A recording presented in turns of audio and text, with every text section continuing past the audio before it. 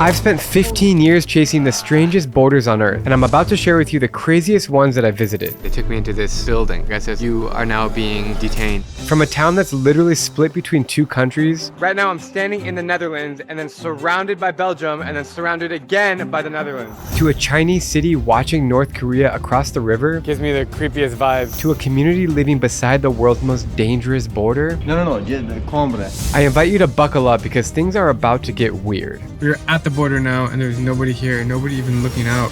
To start, I'm heading to Baarle, the most confusing town I've ever stepped foot in. What's it like to live here? Paradise, because we are enjoying the benefits of two countries in one village. Each collection of Belgian and Dutch pockets of land is actually an enclave, which is a country lying entirely within the boundaries of another country. Other examples of enclaves are San Marino in Italy, the Vatican in Rome, and Lesotho in South Africa. However, the Baarles beat all of these because it's not just one enclave. It's 22 Belgian enclaves, 1 Dutch enclave, and 7 Dutch enclaves within Belgian enclaves. Are you confused yet? Tell me about the history of this place, like how did this come to be? The main story is there was one duke who made a promise to another duke, and they arranged that one would get some land from the other if he acknowledged the land of the others. And he just got some pieces of land around the Baarle region, and then over time it evolved in a way that one part became Belgium and one part became Netherlands. The border between the two countries is marked by white crosses on the pavement. The white line zigzags around the block with seemingly no logic whatsoever. So much so that even entire houses are cut in half by this border.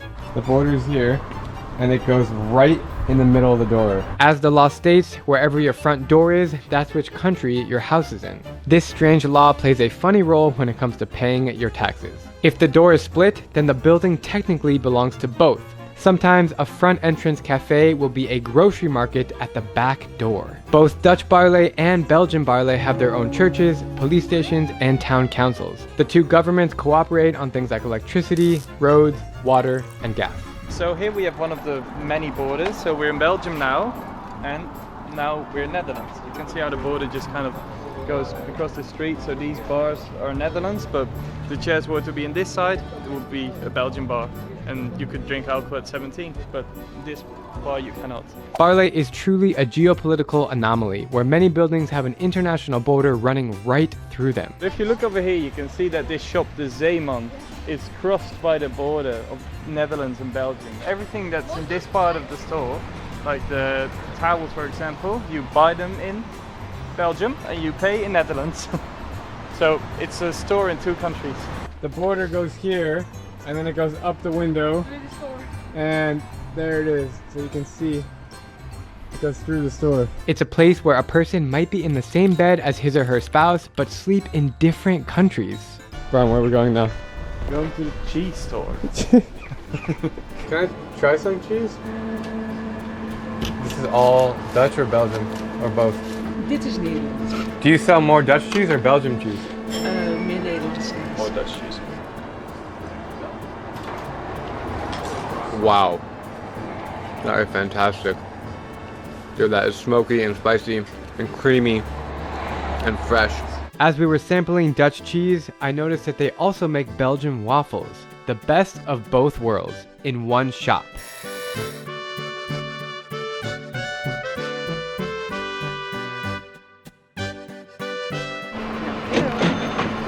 Bye-bye. Dankjewel.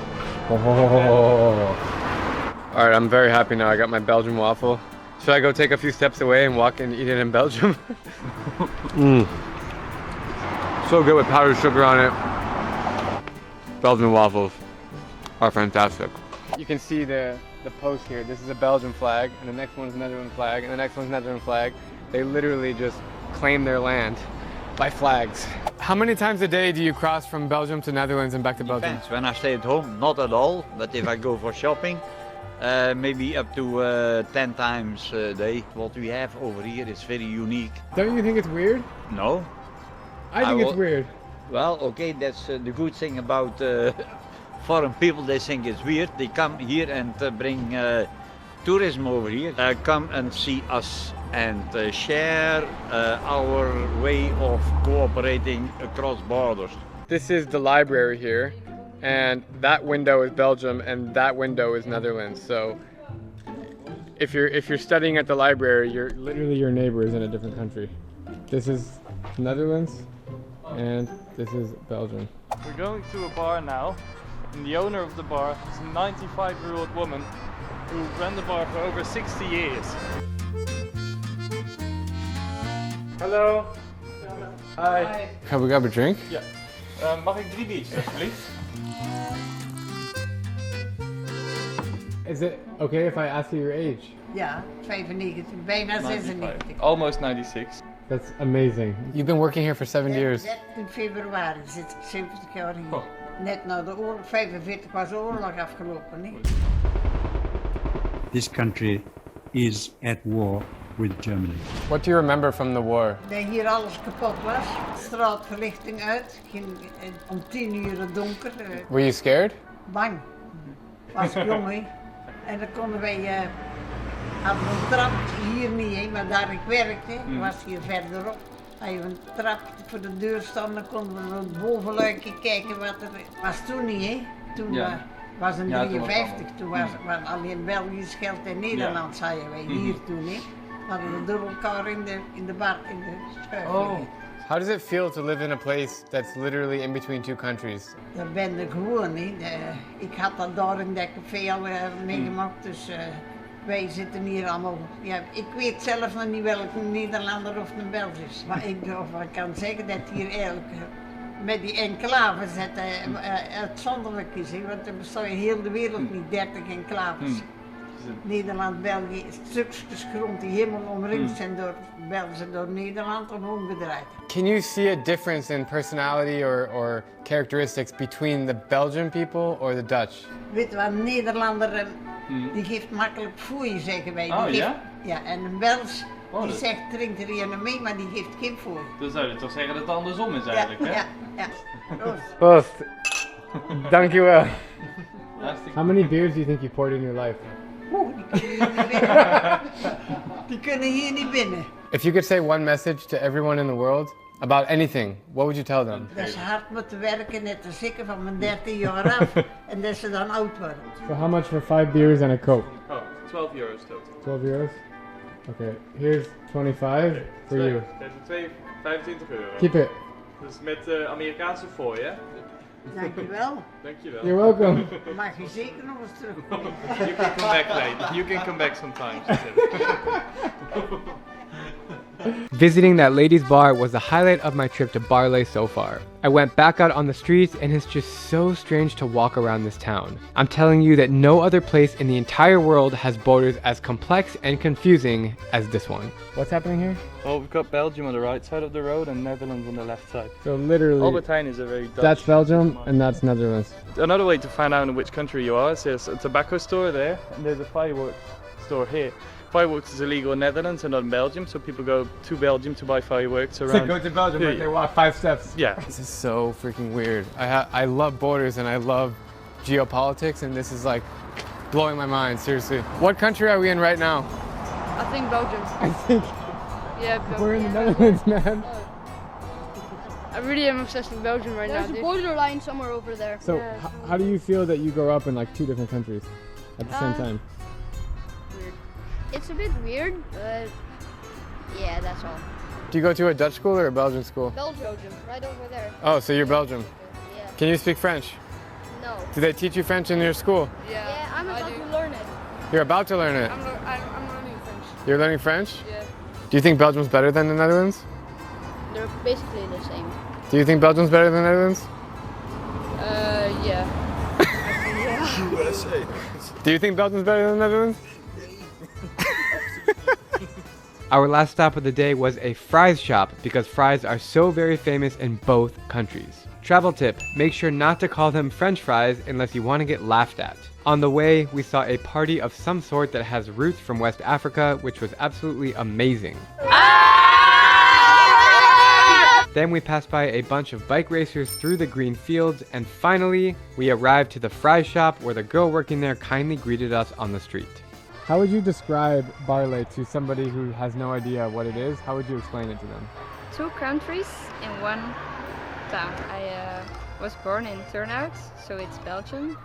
but I do shopping and all in the Netherlands. I work at the, how do you say, fruitvuur? Yeah, at the snack bar.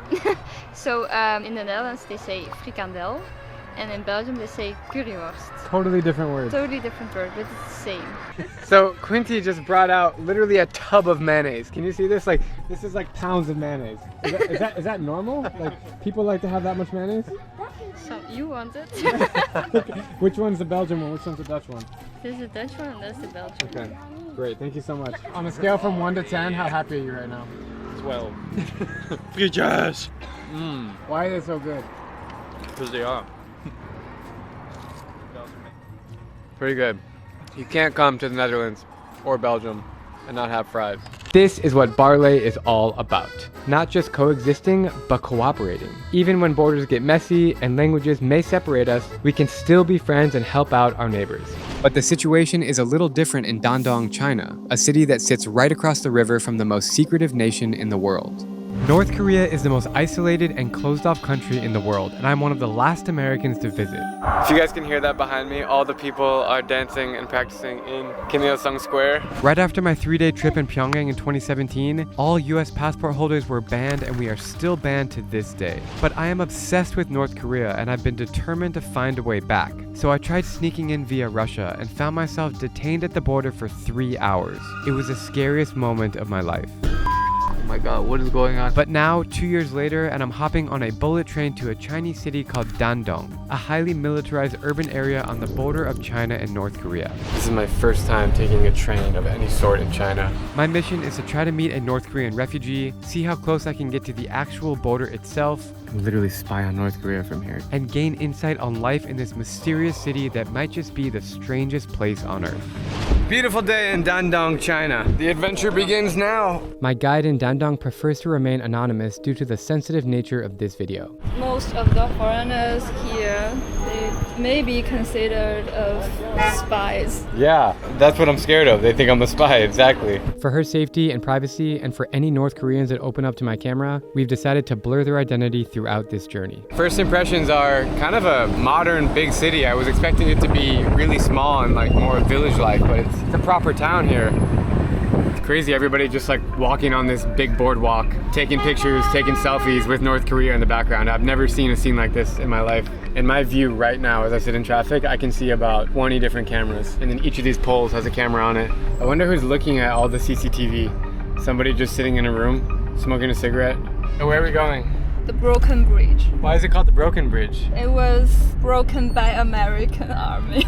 Really? Yeah. When? During the Korean War. My grandfather was in the Korean War. My grandfather too. Really? Our grandfather were enemies. For the very first time from the taxi, I'm seeing across the river, which is North Korea. That's North Korea, right? That is North Korea. We've made it to the Broken Bridge, which connects Dandong to the North Korean town of Shinjushi. It's kind of bizarre how touristy it is out here, packed with Chinese travelers who are just as curious as I am about this place. There's a police soldier like right behind me on the street. I don't really know if we're able to shoot or not, but we'll find out. This is weird how it's like touristy. It's like Disneyland. So before we walk on the bridge, the first thing I see here is this statue. This looks straight out of Pyongyang. There's a lot of tourists here, but I haven't seen a single other foreigner. They're all Chinese. This is so bizarre. We're like walking towards North Korea. It's crazy to think that tens of thousands of North Koreans have escaped and swam across this very river. I actually know people that have escaped and swam over this river. It gives me the heebie-jeebies. Like this truck right here is going to North Korea. This is one of the only land borders that connects North Korea to anywhere in the world because the Russia border is closed, the South Korea border is closed, and the China border only has a few entrance points, this being the biggest one. And this border was closed for 4 years due to COVID and the time after. So it just recently opened up again, and it's like really crazy to stand here and think about that this is like the way that North Koreans are getting access to any goods, services. Hey Mate, if I jump, would you film it? Yeah. It's crazy that like the actual border on Google Maps is halfway between this river. So technically right now, like if I jump, I'm entering North Korean waters. And it's only about 30 feet, easy jump. I'll just jump and swim as fast as I can, and you'll never see me again. I'm so overwhelmed by all these people here at the edge of the bridge. They're all holding the China flag with the communist symbol on it. The music gives me the creeps.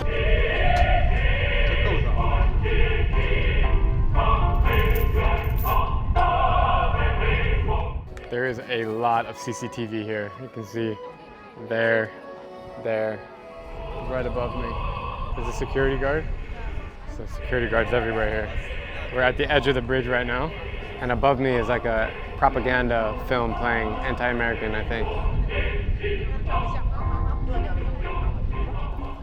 As I sit here at the farthest point on the river, on the bridge, I can see North Koreans in this strange, like, abandoned amusement park. It's like a little roller coaster thing and a Ferris wheel, and they're just like walking around in circles. They're wearing uniform, gray uniform, like prison. It might actually be a prison. And also I see this really weird circular building in the distance. It's like orange building and it looks really abandoned. Gives me the creepiest vibe.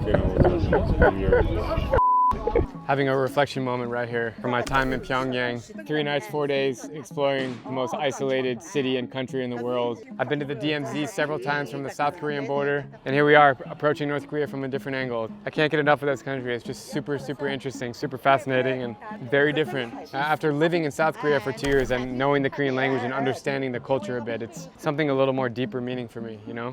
Walking across the bridge is a surreal experience, but what I really want is another point of view of this crazy border. This brings us down to the water, where my guide was able to get us on a boat. This is China, and this is North Korea. Right now I'm stuck somewhere in the middle. On top of that boat in the river, there's a North Korean flag. Must be a fisherman boat or something. I'm buying North Korean money here on the boat. Thank you. This is really, really cool. 반가워요. 반갑습니다. 한국말 조금 해요. 어디서 배웠어요? 영어 선생님 있었어요. 진짜요? 평택. 평택. Yeah. What do you think about North Korea? I really want to go there, but we cannot. I just want to go there just sightseeing. So if you can go, you would go to North Korea? Yeah. It's so crazy that we are standing right here and right behind us is North Korea, and I'm with a South Korean friend. Yeah, I agree. He's also on a mission to find North Korean people. And so we just happened to meet up at the same place and we're gonna go find some North Koreans. Let's go. Kaja. We stumble upon a cool market along the river, which is mostly selling items that have been smuggled in from North Korea. Look, these are North Korean cigarettes. I want to buy this as a souvenir. This one, Arirang. Let's try it. Latin fruit. Really sour? Very sour. It's like a sour grape. It tastes like a green apple. Yeah, it does taste like green apple. Yeah. These ladies are wearing traditional hanbok, which is like a Korean outfit. China, North Korea, the border between the two countries. So bizarre, man. So you came here from Seoul just to try to meet North Koreans? Yeah, the meeting North Korean people and the views of the North Korean buildings. Because from South Korea you cannot really see like North Korea. Yeah, right. Going down to the water. It's cool, you can actually sit on the riverbank here. So I guess it's kind of like entering North Korea if I put my finger in the river, right?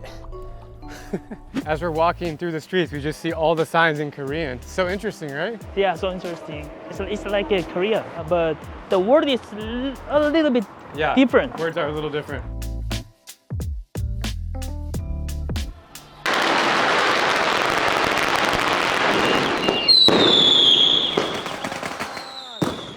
Giving it a haircut like there's no bombs going off in the background. Why? It's for good fortune.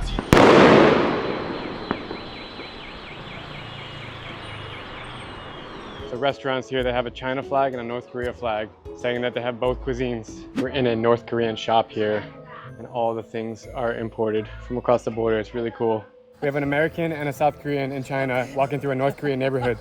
Right. As I walk freely around the streets of Dandong, it is shocking to see how Chinese and North Korean cultures mix together. This area feels like super rugged, like run down, no polished buildings, wires everywhere. What do you think about this street? For me, it's like a little bit weird, scary a little bit. We don't have friendship with North Korea, so kind of scary. A little scary. Yeah. We're all on the same mission to find naengmyeon, which is the most famous dish in North Korea. It's cold noodle soup. Right. And it's really hot outside. Right. So we need to find some cold noodles. Today's hot. Okay, so we found a group of North Koreans behind us, but they're eating, so I don't know if we can meet them. I have no idea how to talk to them. I can try. Really? 안녕하십니까? They have naengmyeon. Okay. Take a seat, take a seat. Yeah, let's take a seat. In the shade. 죄송합니다. Is this a naengmyeon? naengmyeon? Huh? Man, it's cold. They don't want to talk. We tried to talk to everybody around us and they just like literally ignored us, like not even as if we don't exist. Beer. Yeah, North Korean beer. Yeah. Chang, gombe. Gombe. Tastes like it's. Tastes like I'm back in Pyongyang. 영어 선생님 있었어요. Drew. And your name? Chechani. Ajangji. Ask him how long he's been living here. Yesterday. Yesterday? Just gone. You came yesterday? You crossed the border? No shooting. Yeah, it's not. Okay. Just then, an undercover cop approaches me and demands that I immediately delete all my footage. My legs are literally shaking with fear. They want you to delete it. 你赶紧删，你删。机器开了。开了以后，里面能刚才录音的能给删掉。啊，我跟他说回去。你回去能删和那这里删和一样吗？ I have old footage on here. I can't delete stuff. I told him. He said if you don't delete it now, he will call the police. Thankfully, my guide convinces him that I am not a spy, and after some heated conversation, he walks away, but still lingers down the block. The scariest part of being a tourist in Dandong is not knowing who's who. I'm a little shaken up by what just happened. That guy like aggressively came over and asked me to delete the footage. I'm pretty sure he was like a Secret Service or something. So then he left, and I'm like 100% sure we're being watched from all angles right now. Weird feeling. Who was that guy? According to his clothes, I think he either be a rich people or the government official. You think he's a government official? Yeah, they're like undercover. You don't know who's who here. It's really sketchy. I don't know. Best dish in North Korea. How's it, bro? Is it good? You like it? 맛있어요? Yeah. It's a very strange feeling right now to know that I'm being watched from like a lot of angles. The situation here is no joke with security and people watching you. It's crazy because the government or the security people just look like everyday people. They dress normal, they look normal. You can't really tell who they are. So if just someone sitting on the street and you don't think twice about them, they're actually watching you. So what did you think after talking to the North Korean guy? It was scary, right? It's super scary. Yeah. I was like shaking, man, when the guy came and grabbed my phone. Shiba. Just kidding. I said in Korean and it made them laugh. Yeah, that's why I don't want to meet North Koreans. Fair point, yeah. But I like the challenge of trying to meet them. It's difficult. So difficult. Few places in the world you can meet North Koreans. Very few. So this is one of them. It's been really cool hanging out with my new South Korean friends, but they ironically had to catch a flight back to Seoul. All right, man. Bye-bye. Bye-bye. Safe travels, okay? Safe travel. Nice to meet you. Bye, guys. See ya. Bye-bye. But if one thing's for sure, I am not done exploring this city. We're about to enter a secondhand market here in Dandong. See what we can discover. It certainly feels like North Korea in here. It's like dark and quiet.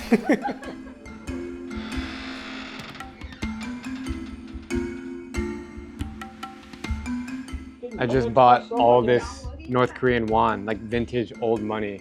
This is 1 won. This is so cool. I have a currency collection and this is gonna go perfectly in there. Can you ask him if many North Koreans shop in here? Korean people can't come here to buy stuffs. It's not allowed, maybe. These are like really cool paintings. All of those paintings are from North Korea. These? Yeah. Like the painters themselves? Yeah, he said yes. I want to buy one that like resembles North Korea, that looks like North Korea. The paintings themselves have a certificate from painters from North Korea. This is actually really cool. I never thought I was going to be buying a North Korean painting, but this is going to look good in my collection. I'm overwhelmed by paintings. I'm a sucker for art. 1,200. Can we bargain? I think we can. Go for it. 人家飞到沈阳，然后专门从沈阳就来丹东为了那啥。美女画一个人物要比画一个风景复杂多了。This one's a bit smaller. Maybe how about for this one? 800. Deal. Deal. 哎，你好。 Ni hao. Here's a certificate that it was made by a North Korean. Oh, there's even a North Korean badge of approval there. 감사합니다. Bye bye. Bye bye. The lady who sold it to me was actually from North Korea. That was cool. This is gonna be a nice one for the collection. After shopping for some unique collectibles to display in my house, we make our way to the other side of the city, to a place they call New Dandong that gives me serious Pyongyang vibes. I'm standing in Dandong New District, which is just a 20-minute drive south of the main city center. You can see this massive 3-kilometer bridge that was built. This whole area cost $350 million because they were anticipating a big economic trade boom between North Korea and China. However, it's abandoned and empty. They were gonna move the government here, and I'm told that it starts here from the China side and it goes over, but then when you get to North Korea, there's nothing.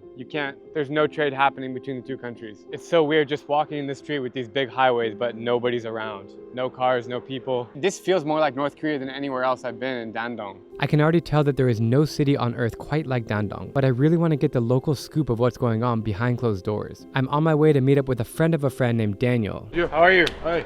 Good to see you, man. Yeah. I'm told that he and his wife own a really cool bar in town, and they're willing to tell me about life here from a resident's point of view. So, are you from here? Yeah, I born here, I live here. Have you ever crossed the bridge into North Korea? No, never. My wife, she have been there. I have been there for 7 times. 7 times? Yeah. When you cross over and you walk, there's a little town there. What do you see there? Like, what's happening? A lot of people around the street. Doing what? Just like us, go to work, take subways and take bus. Nothing special. Why did you go there so many times? For tourists. Oh, really? Yeah, for tour.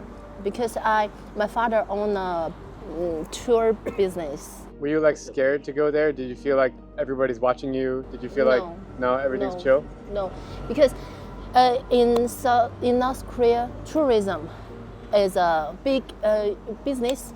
It's such a mysterious place. It just lives in their own world. What I find really strange is that like every viewpoint in Dandong is looking over the river and everybody's there taking selfies, but do they even like understand what's happening over there? No. That's so strange. It's so different. Do you have North Korean friends? The people in North Korea, they come to Dandong and they want some private. So they like keep to themselves, like the Chinese and the North Koreans, they don't really mix, it seems like. The language, yeah. I can't understand their language. So we can be friends because we can talk. Do you get any North Korean customers in your bar? Yeah, we got a lot of. Are they nice? Not bad. Just we keep distance. We're just a neighbor, so there are a lot of North Korean guys in Dandong. So it's a special point. How do most of the Chinese people living here, how do they feel about like North Koreans here? Do they think it's no big deal? Do they think it's cool? No big deal. They don't care? Nothing special. Nothing special, no big deal. For me, it's like the most interesting place in the world. North Korea is like so isolated and extreme. I don't know because I never been there. Yeah, of course. If you take the plane, when the plane take off, you should shut down the window. Wait, you mean when you take off, like the pilot says, put the window down? So Yeah. Really? Yeah. Do you think you'll ever go to North Korea someday? I don't know, maybe. What if your wife wants to take you there? Would you go? Maybe I'll try. I don't want to go. It's so boring because you don't have Wi-Fi. You don't have internet. You just to have a limited space to walk around. So you just go there and get further understanding of their cultures, their presidents. What North Korea really is, we don't understand. We never know. Daniel and his wife go on to inform me that the Great Wall of China actually begins near Dandong. They say there's a spot where you can walk right up to a massive barbed wire fence marking the border with North Korea, and I have to check it out for myself. Looking out the window, on the other side is North Korea, but look at this like weird misty fog. You could sense all the suffering and misery in the air when you see that. We are just now entering the Great Wall of China, where it actually starts and goes a very long way. The Great Wall of China stretches over 13,000 miles across mountains, deserts, and plains. But I had no idea how close it comes to the border with North Korea. My last time at the wall was in 2012, when I had a 24-hour layover in Beijing. Long time ago. I just remembered it being absolutely epic, and being here again, I'm confirming that it is absolutely epic. If you want to get the wall to yourself without tours, go to Dandong. Don't go to Beijing.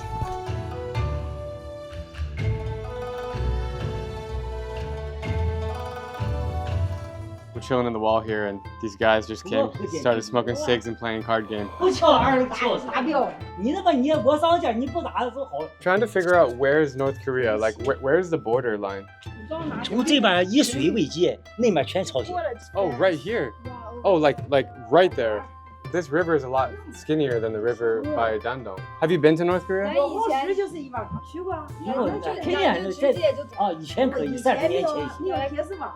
What do you think about North Korea in general? It is the 1980s of China. That's a good line. It's the 1980s of China. I like that. So it's like similar culturally, but just old school. I'm sitting here in the Great Wall of China. Right there, over that small fence, is North Korea, like right there. From Dandong, the river is really big and wide, and like, it's too hard to swim it. But here, it just looks like you can take a step over and you're in North Korea. The fascination with North Korea continues to grow as I encroach the land. Right below the wall, there's a little settlement here. They have little street food and shops. And in front of the settlement is the actual fence that separates China and North Korea. Yeah, there's no way you're gonna get over this thing. There's multiple layers of barbed wire. I feel like if I put my finger on it, it's gonna like shock me. I'm waiting any second for a security guard to come out. There's like a lot of cameras. Do you see that mountain of cameras right behind Mate? Yeah, you can see those butterflies, those birds. They can go across the border very easily. I mean, trade has no border. Goods has no border, but man has border. She makes a really interesting point. Like, at one point in time, this was just open land, and the culture was all kind of together. And then all of a sudden, one day, there was a border that was set. And now there's like a drastic difference between the land I'm standing on right now and 1 foot over this fence. Some places you visit will leave you with more questions than answers, and Dandong is one of them. This city, with its mix of Chinese and Korean influences, brings me into a world that feels both familiar and foreign. I really enjoyed walking around town, eating the food, and feeling the lively spirit of East Asia, a region that I spent 8 years of my life living in. But I'm still scratching my head by some of the things I encountered here. Just 7 years after my journey into North Korea, walking around Dandong gives me flashbacks to Pyongyang. It's always interesting to see the complexities of life that emerge at the edges of two different worlds. In my travels, I've seen unique places that border three. Baluchistan, a region where the borders of Iran, Pakistan, and Afghanistan all come together. With some of the most breathtaking nature on Earth, a very humble culture, and a history tracing all the way back to 7000 BC, this place has been on my bucket list for ages. Well, I finally made it out here to Iranian Baluchistan with my Persian friend Amin, along with his buddies Hamza and Shakib. We are about to open up your mind to this hidden world that you've never seen before. All right. Yes. Let's go to Chabahar. Yes. So this is just for you, the Tunis.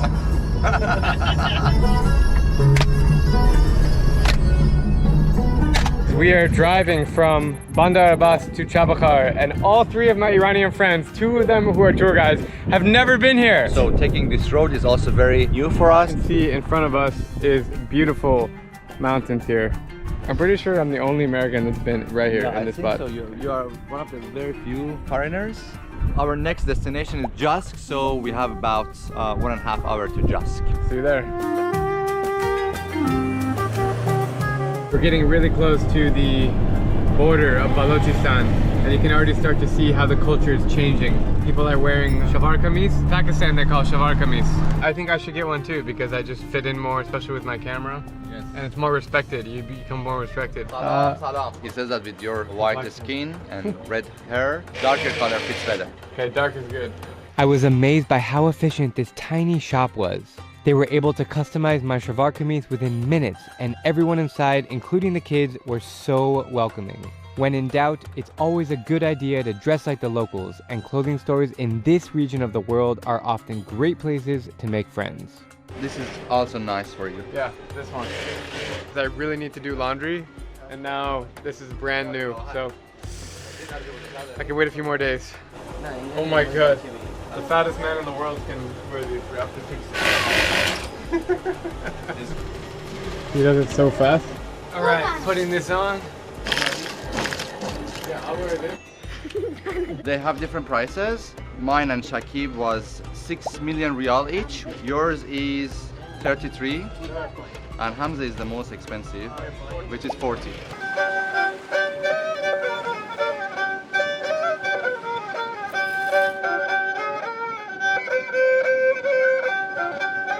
only other place in the world that I've seen sand dunes meet with the ocean is Namibia. And these beautiful dunes take me back to Saudi Arabia from 6 months ago. This outfit brings me back to Afghanistan. You mix all those things together, you get beautiful Iran. Wow. This is a different world than Tabriz, completely. Totally. It was freezing cold. In the mountains, now in mountains, and the people were snow, white. And now we are in different world. We are here in southeast of Iran. Yep. You've never been here before? In this beach, I've never been. Oh, this is the first time for Amin. For me also the first time here, and the scenery is unique. Yes, we must drink water. We are full of sand. Oh yeah. That was crazy. We've made it to a small village where we're going to be sleeping for the night. We're about 70 kilometers outside of Chabakar, where we will be tomorrow. So it's really cool. It's like little huts in the middle of nowhere. Gentleman is the owner of the place. Welcome. Dawat as yet Baluch. On behalf of a Baluchi gentleman, he hopes, you know, that peace actually be all around the world, you know. I'm really impressed by these accommodations. It's like an eco lodge out here. Here's my room. We're arriving right now. It's literally like a yurt. Called kapar. Third branch of palm tree, date palm.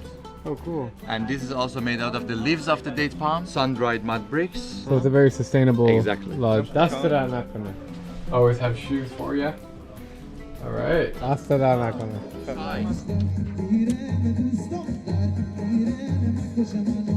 Oh, it's milk tea. Chai. So the scarf in Baluchi culture is very important, to the extent that they call it the hidden weapons of the Baluch. Hidden weapon. Yes. And what do you use this for? So as you can see, they tie it around their knees when they are sitting on the floor. It's helped them to be really comfortable. Whoa, I can like lean back. Yeah. Wow. I feel like I'm sitting in a chair. Exactly. I've never seen other people do like this. The man just gave me his scarf. Do you think he like wants me to keep it? Yes, definitely. The people here, when they offer you something, they want you to keep it. Thank you very much. Can you tell me? Thank you.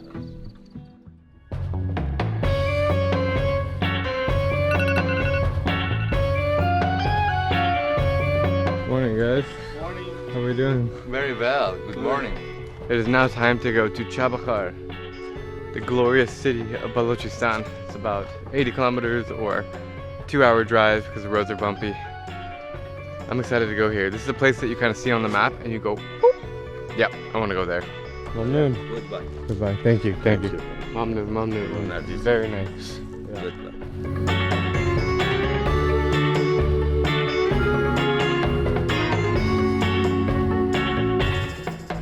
You know, this place really feels like Pakistan. It's just less busy. Pakistan, you'll have way more honking horns, way more people like running around, more chaos. Here is a little bit more calm and more organized. What's your name?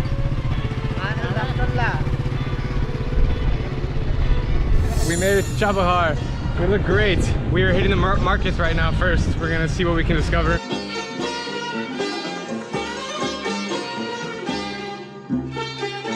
What's it like to live here? That we have fun here, we are relaxed here, everything is okay. So I haven't had breakfast yet. What do you recommend? They have a falafel. They have falafel. They have a dish called pakura. It's like falafel with the chickpea flour, with chilies and etc. Got it. So where can I try that falafel dish? The gentleman says that over there on the left you will find a Falafel. Oh yes. Fresh falafel made by this man, recommended by the other kid that we met. And before I eat this, I just want to say that my stomach's been a little bit messed up the last few days. I have food poisoning, but you know, you can't not eat this when you come here. Oh my God, the falafel just oozes out. The falafel is just chickpeas, you know? But then you just hit with these flavors of fresh tomato, pickles, onions, cilantro, and spicy sauce. This is as good as a falafel can get.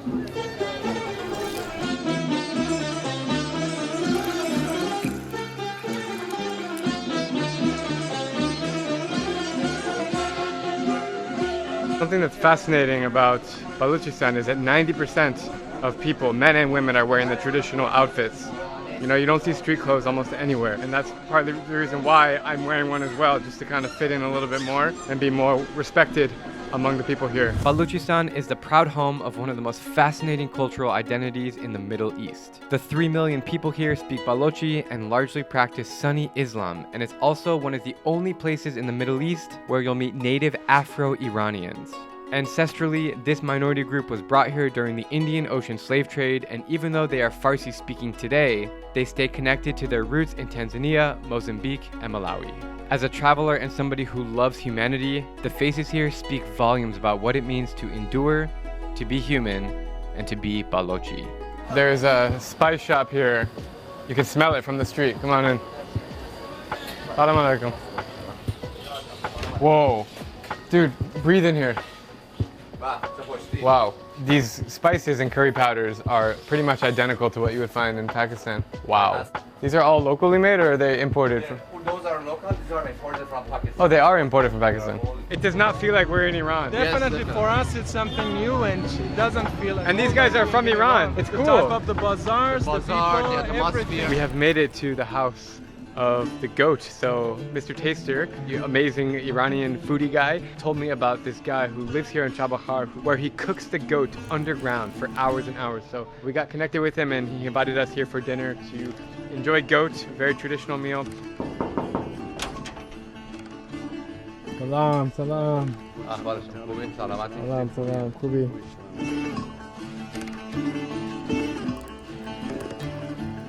This whole place is like a workshop. Like you have the wood here, which he grabs. He's got the leaves there. He's got the ovens there. Oh, fire.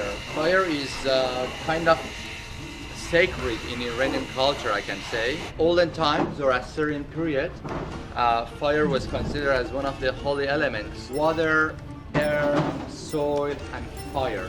And fire most probably was the most important one because we had fire temples. On the last Tuesday evening of the year, a special celebration in praise of fire. All of this is the goat that is just waiting to be cooked.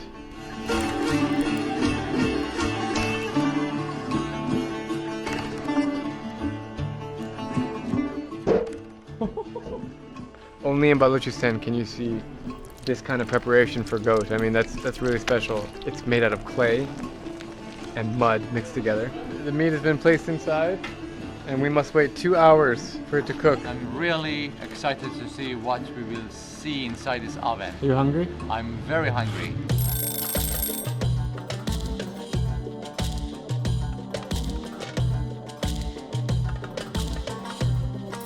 Woo! Get the first whiff of that.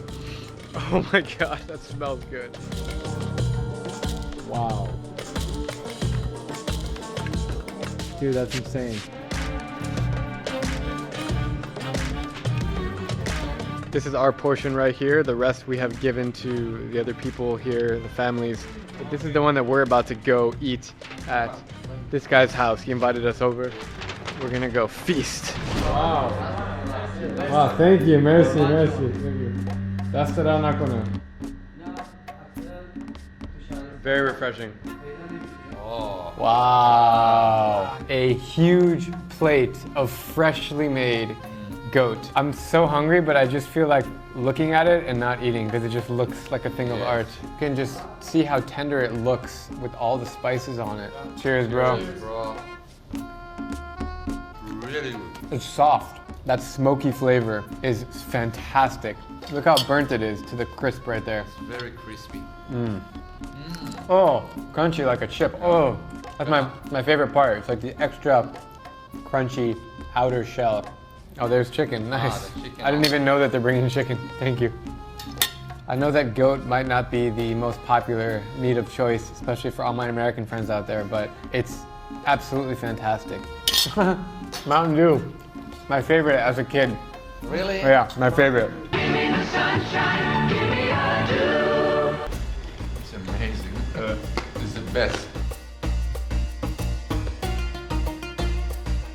Have you ever had goat that tastes like that in your life? Wait, never, ever. Isn't that crazy? They're all from Iran, but they've never tried the way that it's cooked so perfectly. The Middle East is my favorite region in the world, and this is exactly why. It's the home of hospitality, where people are really friendly and eager to share their stories and their delicious food.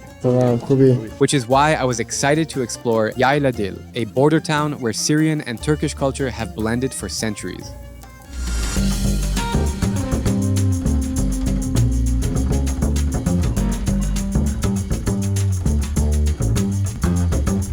Hello everyone and welcome to Antakya in the Hatay province of southernmost Turkey. I'm so excited to be here. My friend Anil and I just road tripped across the country to come down here because it is close to one of my favorite countries in the world. We are just 20 miles from the Syrian border, which means a lot of the culture overlaps, especially in the cuisine. So right now I'm on a mission to show you the best that this city has to offer. Are you guys ready? Let's do it. Where are you from? America. America? Ohio, Texas, New York, Arizona. Arizona. Welcome. Where are you from? Turkish. Antakya? Antakya. Our first mission was to find the best hummus in town, so we asked a few people in the market and we got our recommendation. Salam alaikum. Alaikum salam. Where's the best place to get hummus in Antakya? Abi Antakya'da en iyi humusu nerede yeriz diyor. İşte gel. Gel. He says come. I want to know where's the best restaurant that we can find hummus. En iyi humusu nerede buluruz? Probably in Reyhanlı. But is it true that Antakya has the best hummus in all of Turkey? Probably. It's true. In the world. Because Antakya kitchen is very old kitchen in the world. I am actually really hungry. I haven't eaten pretty much all day. We just had a breakfast.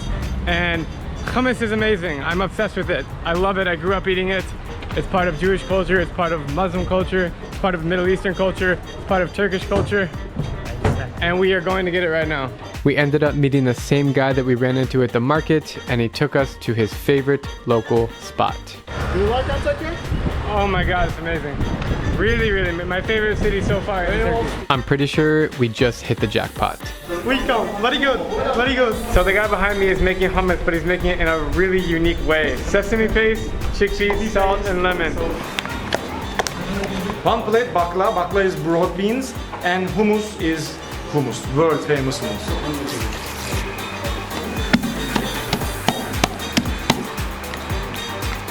He has a storage on top and he's using the lime juice from this pipe.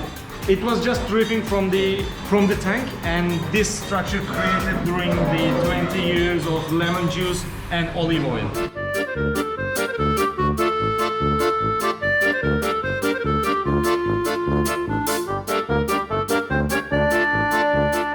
Anil, I'm a very happy man right now.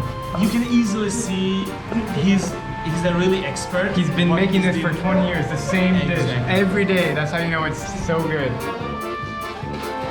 Wow. Good. Gelmişiz buraya kadar ekonomiye bir desteğimiz olsun.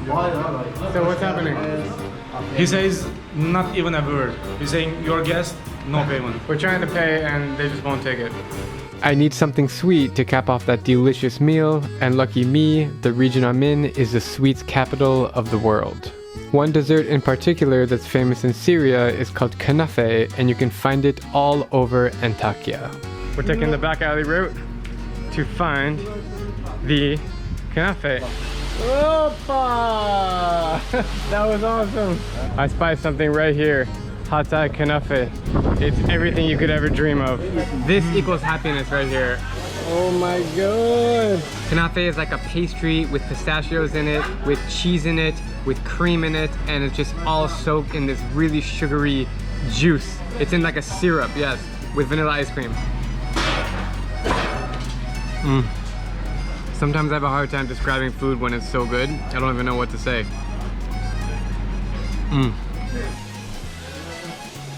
You've had a lot of kanafe in your life.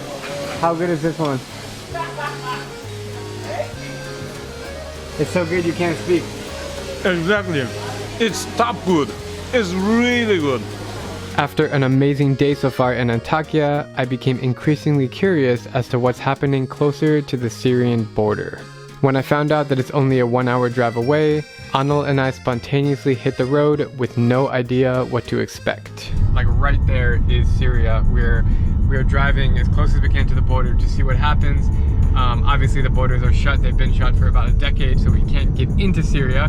But exactly 10 months ago, I crossed the border from Lebanon into Syria, and I just have that like adrenaline feeling, that crazy tingling sensation right now. Okay, we're at the border right now. There's really nobody here. Don't go closer. Yeah, I just don't want, I want to avoid conversation.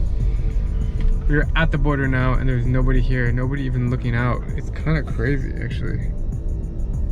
Like I thought there would be some checkpoints or some police saying, where are you doing, where are you going, but no. Like there's a road, if we go there, I think they will check us out, but like this is the end. Should we try to cross into Syria? If you want. After getting turned away by the officials, we decided to visit the border town called Leyladul, and it was surprising to see how the Turkish and Syrian culture are mixed together. We met some man who approached our car and gave us some insight on what to expect here. Are you from this town? Ben Suriyeliyim, Suriye Türkmenlerinden. Ah, he says he's Syrian Turkish. Tell me about this town. What can you see here? He says 80% of the population of Yaylada is Syrian. Who comes after the war? Düzelse giderim. Benim hep evim malım burada. He says everything he has, like house, all the belongings are in Syria. If the situation is getting solved or getting better one day, he's planning to go back. We headed into the center of Leyladul, and it was actually a lot more relaxing than I expected. It's amazingly chill here. It is super safe. Super safe, nice people. There's like no police on the streets. I thought I was expecting to see like a lot of military presence, but it's really chill and a nice place to hang out. Salam alaikum. It took us no more than 10 minutes of wandering around town to be invited into a tea shop by a friendly old man. What did you say? He's offering tea. Okay, maybe we should try that. I accept his offer. Çok teşekkürler. Do you think Turkish people and Syrian people are very similar culturally? Yakın tabi, orada da Türkmenler var. Konuşmalarımız aynı yani. He's saying after the border there are some Turkish, some Syrian people who speaks Turkish and Arabic at the same time. So he says the culture is same, people are same. There is a just border, man-made border. So he says almost everything is same. The culture is so mixed here that most people speak or understand both Turkish and Arabic, and you can see both languages written on the street signs. What you're looking at is a Syrian boy speaking Arabic to a Turkish man who is responding in Turkish. It's incredible to me that they can have a full conversation in this way. And Drew, he's asking us what are we gonna eat for the lunch, because they are offering us a lunch. So if we say anything, they will buy it for you. Künefe, whatever we want. What an experience hanging out with these guys. They're so friendly. We could easily stay here all day, but we have more stuff to shoot, so we gotta leave. But thank you. Çok teşekkürler. Wow, what an experience. It was amazing. I knew that we would be in for a treat if we came down here to the Syrian border, to the town here, and it's so cool to see how the cultures overlap. You know, you have so many Syrians here, so many Turkish. They're speaking both languages, the food, the culture, the religion, everything is it's kind of like both. When I come to Hatay, as a Turkish person, we only come here to eat food and to visit the museums and everything. But the cultural part and speaking with people near border and everything, like, oh, now my mind is really clear about this place. I'm so happy to hear that, and the reason why I wanted to tell you this story is because no one knows this exists in Turkey. Even Turkish people don't know what's happening here. This is my first time here. You know, Istanbul's great, you know, Bodrum and all Cappadocia, and these places are you only hear about on TV and on Instagram, right? But nobody comes here, and I know from being in Syria that Syrian people are just the warmest and most hospitable people in the world, and it is just so special to be here and have that experience. So man, that was great. I'm glad you experienced it, and thanks to you, I also experienced it. Yeah, this is the kind of content that I like making more than anything else. These are the kind of stories I like to tell. So I hope you guys enjoyed. I hope you guys have a different perspective of Turkey and the Hatay province here and the generosity of the Syrian people. Border towns are special places where different cultures mingle, becoming something entirely new. Seeing this is proof that despite our differences, we're all still people making the most of our time on Earth. Which of these places do you want to see? Let me know in the comments, and I'll see you on our next adventure.